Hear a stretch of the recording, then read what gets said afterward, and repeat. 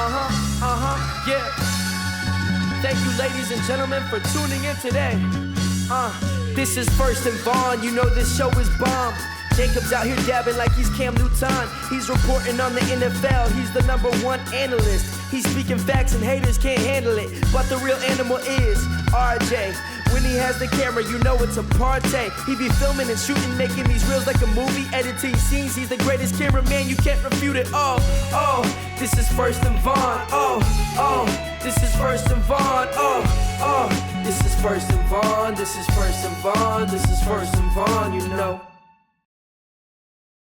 Welcome to First and Vaughan. I am your host, NFL analyst, and play-by-play announcer Jakob Vaughan. Behind the camera, we have our producer, editor, and filmer, RJ Thomas. Thank you for joining us this Wednesday night, November 8th, 2016. And our lineup today we have for you all, currently trending, my POTR, my POTW, Jacob's Pick 6, Fantasy Visions, The Elite, and 30 Seconds in the Pocket. Here are the results from our last week's fan poll. Looks like you all agreed with me that Dallas Cowboys are ranked the #1 team in the NFL going into their Week 9 matchup. Joshua Deal, I know you probably made like 10 different Twitter accounts vote for the Cowboys. Let's get started recapping Week 9 of the NFL. Let's go! Currently trending in the NFL from Week 9, we have Ravens veteran wide receiver Steve Smith. He always has something to say. After the game versus Steelers, he said, "He's not on my level. He's not on my kids' level." Talking about the Steelers safety Mike Mitchell. I know I may look young, but have you seen the New York Giants punter Brad Wing? He makes me look old. Chiefs tight end Travis Kelce was ejected from this past Sunday's game for throwing a flag, his towel, at the ref. His comment after the game, "I can't throw my flag on the ref, but he can throw his all day long." The league has already ejected twice as many players they did last year. I hope you had this guy on your fantasy team because he was all over the end zone Sunday afternoon. The squirrel, he was running all around the Colts and Packers game. He was sneaky fast and couldn't be caught. Some say he's undersized, but I say you better watch out for him in the future. I told my stepbrother, "You ball, you get the call." Randolph-Macon College wide receiver Christian Redmond had a touchdown and plenty of receiving yards to get the W as the Yellow Jackets play for the ODAC Championship this Saturday. Stay tuned next week for the results and maybe an interview conducted with Christian. POTR, my player on the rise. He has been around for a while in this league, but is now starting to hit his stride this season. Dallas Cowboys tight end Jason Witten. He had 134 receiving yards and a touchdown against the Browns. The chemistry between Prescott and Witten is starting to show in their growth. POTW, my player of the week. The first player with 100 rushing yards and 2 touchdowns versus the Broncos since Ryan Matthews in 2011. Oakland Raiders running back Latavius Murray. He finished the game with 114 rushing yards and 3 touchdowns. Now we move on to Jacob's Pick 6. Here we go. I'm ready to take this recap my top 6 stories from Week 9 all the way to the house for a touchdown. What? Of course, we do not accept anything other than a touchdown here at First and Vaughan. Of course, I have some more news about the Dallas Cowboys. But hey, what do you expect? They played the Cleveland Browns. Anyways, rookie quarterback Dak Prescott passed former Dallas Cowboys quarterback Troy Aikman for the most passing touchdowns by a Cowboys rookie with 10 passing touchdowns. The 49ers are the first team in NFL history to allow a 100-yard rusher in 7 straight games since Week 2. Their defense is looking like Swiss cheese. Here's a peep at the running backs who've been a part. Ezekiel Elliott, he had 138 yards in Week 4. In Week 8, Mark Ingram had 158 rushing yards.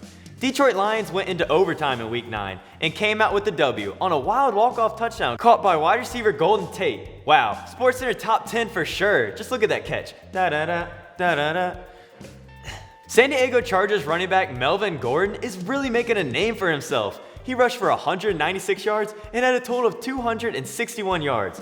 This is the second most in Chargers history. Trevor Beers, you should be happy about that. Rookie Carson Wentz, quarterback for the Philadelphia Eagles, passed former Eagles quarterback Nick Foles for the most passing yards by a Philadelphia Eagles rookie quarterback. To me, it looks like the wheels are starting to fall off the Wentz wagon. To end Jacob's Pick 6, let's do a little checklist for my good friend Dominique Butler. Baltimore Ravens wide receiver Mike Wallace, 95-yard touchdown reception, check. Longest play in Ravens history, check. Getting the W against Mike Wallace's old team, the Pittsburgh Steelers, check. Fantasy Visions. My visions on this upcoming week in fantasy football. I'm going to offer my advice and give my add, drop, start, and sit of the week. Let's continue to help our viewers with fantasy advice, starting with Here's a couple of players to look out for on your waiver wire this week. Saints running back Tim Hightower, Redskins running back Rob Kelly, Titans wide receiver Rashad Matthews, Saints wide receiver Michael Thomas, and Ravens wide receiver Steve Smith. My ad of the week is New York Giants running back Paul Perkins. Now here's who to drop from your fantasy team. Drop Buccaneers running back who was placed on IR, Antone Smith, Chiefs running back Shakandrick West, and Colts tight end Jack Doyle. Jacob, who do I start this week, you may ask? Well, here's who I say you should give the what? You better start me, start of the week. Start Chicago Bears running back Jordan Howard after torching the Vikings defense on Halloween for 153 rushing yards and a touchdown. In week 10, Howard plays against the weak Buccaneers defense. Up next, I have who should come and join me in this comfy chair and be benched on your fantasy football team. Sit Seahawks quarterback Russell Wilson as he faces the tough Patriots team in week 10. Tweet at us and I'll answer any questions you have about your fantasy football team. The League. Time to figure out if your team can squeeze into my Top five. list and be considered elite. Here are my top 5 teams going in their Week 10 matchup. Starting with number 5, I have the Dallas Cowboys. The Cowboys are looking like one of the best teams in the NFL this year and will face the Pittsburgh Steelers in Week 10. At my number 4 spot, I have the New England Patriots, who I say are the best team in the NFL this year and will be playing on Sunday Night Football against the Seattle Seahawks in Week 10, what I'm calling a Super Bowl 51 preview. Don't worry, Mr. Miller and Eli and Joey, I have the Patriots winning for sure. Going into my top three teams, I have Becca Ford's favorite team, the Kansas City Chiefs, as they are battling to be the number 1 team in the AFC West, and they are playing the struggling Carolina Panthers in Week 10. Moving down the list, at number 2, I went with the Denver Broncos. They play the New Orleans Saints that just can't seem to get on track the past few years. Broncos will move to 7-3 for sure after Week 10. And now my number 1 team? Going into their Week 10 matchup is the Houston Texans. Their Week 10 matchup is the Jacksonville Jaguars. Boy, if the Houston Texans lose to the Jaguars this week, I will ban the Houston Texans from being on First and Vaughan. No question. Here's an overall look at my top 5 teams going in their Week 10 matchup. It's time to finish out the show today. RJ, give me 30 seconds on the clock. It's time to go rapid fire in the pocket and give our viewers my take on 3 debatable subjects going this upcoming Week 10. What is up with the referees this year, Jacob? First off, I've said before,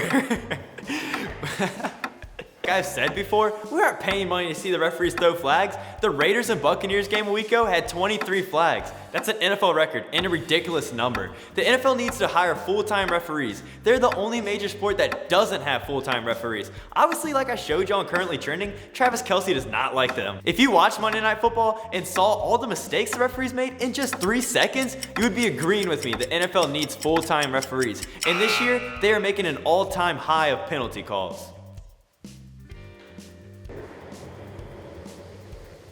Jacob, should the NFL take away the after-game jersey swaps between players? No. It's a form of respect between the players after the game. We fans like to see other players communicating between each other and having fun. This is the whole issue with this season. The NFL is becoming known as the No Fun League. If the NFL has to take away jersey swaps in a game, that's just another way to live up to the No Fun League issue. Some people are calling it soft to like your opponent, but by asking someone for your jersey after a hard-fought game is a sign of respect. NFL, let the players continue to swap jerseys. Jacob, why are NFL's TV ratings declining? Richard Sherman says it's Roger Goodell's fault. I say it is his fault too. And the referees are making games so much longer, and they have to throw a flag on everything now. Players can't celebrate after scoring a touchdown or making a big play. NFL ratings are declining because we want to see entertainment. This strong comment by Richard Sherman on why NFL's ratings are down is exactly right. I agree 100%. I'm just going to give you all the quote-unquote comment because the league isn't fun anymore. Every other league you see, the players have a good time. It's a game. This isn't politics. This isn't justice. This is entertainment. Quote unquote by Richard Sherman. Thank you for watching episode 7 of First and Vaughan. This is a weekly show and we'll continue to get better each and every week. Subscribe to our YouTube page to keep up with First and Vaughan. Make sure to go vote in our fan poll this week. Vote to tell us what debatable subject from 30 Seconds in the Pocket you sided with the most. The fan poll can be found on our Twitter page. While you're at it, follow us on all of our social media accounts. Give us a like, retweet, comment, or mention. Make sure to use hashtag #FirstandVaughan. We are thankful for all the support and continue to spread the word. We hope you enjoyed the show tonight. Be sure to check us out every Wednesday night. RJ and I will try to do better next week. Have a great week 10 in the NFL, everyone. Sam Fleming, close us out. This is First and Vaughan, this is First and Vaughan, this is First and Vaughan, you know.